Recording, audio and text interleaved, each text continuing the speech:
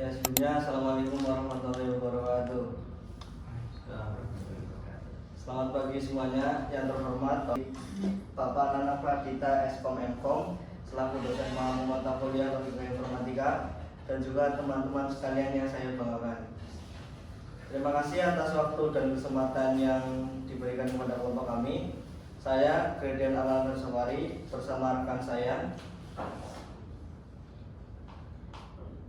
Syafi'iyah Ramadhani, Firly Ainun Subroto, dan Aziz Mirzain yang akan mempresentasikan judul topik kami, yaitu logika proporsional dan predikat dalam algoritma.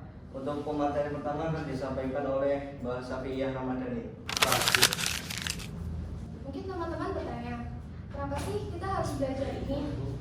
Ada 5 tujuan utama yang ingin kami bagikan. Yang pertama yaitu adalah kita akan belajar cara kerja logika proporsional untuk pernyataan tetap dan logika predikat untuk pernyataan yang lebih dinamis. Yang kedua, melatih ketajaman penalaran agar kita bisa membangun argumen yang lebih valid. Dan yang ketiga itu memahami peran logika sebagai mesin di balik alur kecabangan dan perulangan pada program. Dan yang keempat, membantu kita dalam standarisasi pseudocode agar rancangan program kita tidak membingungkan. Dan yang kelima, dan yang paling keren, ini tuh adalah persiapan untuk merancang sistem cerdas atau AI yang lebih modern.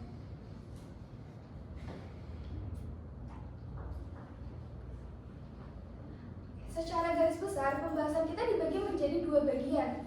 Yang pertama yaitu adalah kita bicara soal logika proporsional, yaitu benar atau salah, dan logika predikat yang melibatkan objek dan variabel. Dan yang kedua, implementasinya. Bagaimana logika ini berubah menjadi kode seperti perintah if else untuk memilih jalur atau while untuk melakukan pengulangan sampai kondisi tertentu terpenuhi.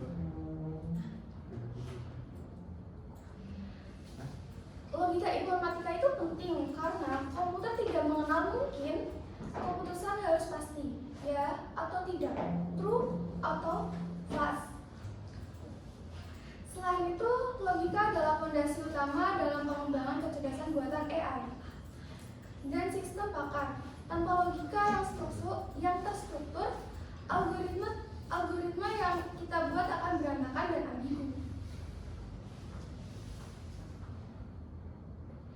Mari kita masuk ke teknisnya. Logika proporsional berfokus pada hubungan antara pernyataan majemuk. Di sini kita mengenal operator atau konektif kunci, yaitu ada negasi not yang untuk membalikan nilai, dan ada konjungsi and dan disjungsi or, serta implikasi if then. Oke, teman-teman bisa lihat di layar ada tabel kebenaran. Tabel ini adalah aturan main kita. Misalnya pada konjungsi P dan Q, hasilnya hanya akan true jika kedua syaratnya terpenuhi. Jika salah satu saja pas, maka hasilnya juga pas. Dan ada logika predikat. Ini adalah versi yang lebih detail dari logika proporsional. Di sini kita tidak hanya bicara pernyataan, tapi juga struktur dalamnya yang terdiri dari satu, term atau bisa dibilang suku, yaitu objek yang kita bicarakan, dan 2, predikat, properti atau keterangan dari objek tersebut, dan 3, ada kuantur untuk menentukan secukup cakupannya. Ada kuantur universal untuk semua objek dan kuantum eksistensial untuk ada atau setidaknya satu objek. Contohnya yaitu semua mahasiswa rajin adalah pernyataan logika predikat yang menggunakan kuantum universal. Dan materi selanjutnya akan dijelaskan oleh selanjutnya adalah logika percabangan. Pengertian percabangan, mekanisme dalam algoritma yang memungkinkan program memilih salah satu jalur eksekusi berdasarkan hasil evaluasi sebuah kondisi logika. Ini ada 3 poin. Yang pertama, berdasarkan logika proporsional, komputer mengevaluasi proposisi menjadi menjadi nilai biner true atau false. Yang kedua, jika kondisi benar atau true maka blok instruksi itu dijalankan. Yang ketiga, jika kondisi salah atau false maka blok instruksi kedua dijalankan. Sesuai yang sudah dijelaskan oleh rekan sebelumnya yang ini, kita pakainya yang not dan or. Jika true, jika P true, Q F, maka hasilnya kalau di N false, jika di OR true. Jika P Q yang P false, yang Q true, maka di N false dan di OR true.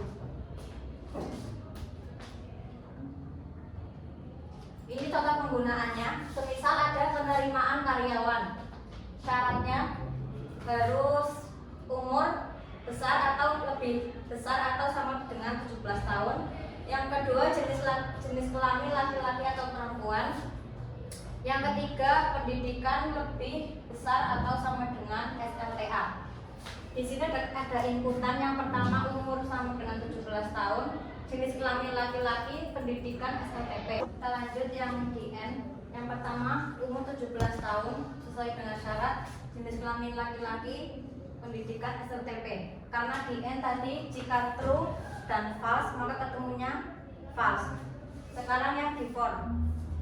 Kemampuan yang pertama, umur 17 tahun, jenis kelamin laki-laki, pendidikan SLTP. Karena di for kita pakainya jika ada yang benar salah satu maka nilainya true. Berarti yang ini masuk sama dengan kategori syarat.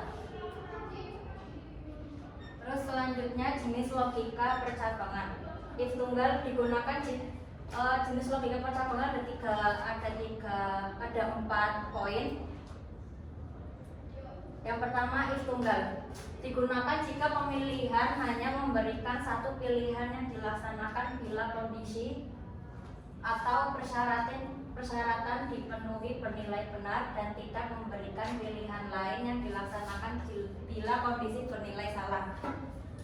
Seperti di sini, ini kondisi pertama, jika benar maka pernyataan, jika salah berarti tidak ada pernyataan kedua.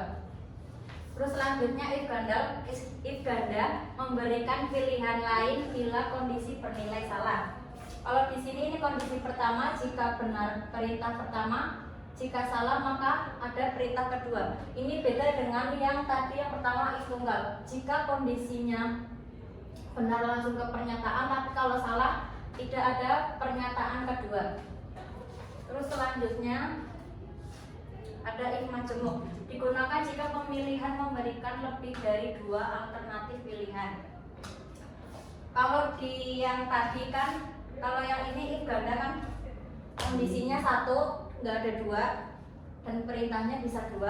Kalau di if majemuk ini banyak kondisi 1, 2 sampai 3 dan seterusnya. Dan di sini juga pernyataannya bisa bercabang. Terus yang keempat, case mengganti majemuk yang apabila dalam suatu masalah if majemuk tidak dapat diselesaikan atau penyelesaian kompleks. Ini adalah penyelesaian akhir dari percabangan yang tadi nggak ada titik terangnya. Terus yang selanjutnya akan dijelaskan oleh selanjutnya perulangan. Apa itu perulangan? Perulangan adalah suatu bentuk kegiatan mengulang suatu statement sampai batas yang diinginkan. Jenis-jenis logika perulangan. Yang pertama, for. For adalah perulangan yang mana nilai awal kondisi atau nilai akhir dan step diletakkan secara bersamaan sekaligus. Ruang lingkup nilai awal, kondisi, step hanya berada di statement for. Yang kedua, ada while. Apa itu while? While adalah perulangan yang mana nilai awal, kondisi atau nilai akhir dan step diletakkan secara prosedural. Contohnya seperti flowchart di samping. Yang pertama ada mulai, terus deklarasi batas nilai awal, bacaan batas, nilai awal sama dengan 1, nilai awal kurang dari sama dengan batas, terus nilai awal plus plus. Selanjutnya ada do while. Apa itu do while? Do while adalah perulangan yang aksi dan step dilakukan terlebih dahulu sebelum pengkondisian. Flowchartnya ada di samping. Mulai deklarasi batas nilai awal. Yang ketiga baca batas. Yang keempat nilai awal sama dengan 1. Tulis nilai awal plus plus, nilai awal kurang dari sama dengan batas, selesai.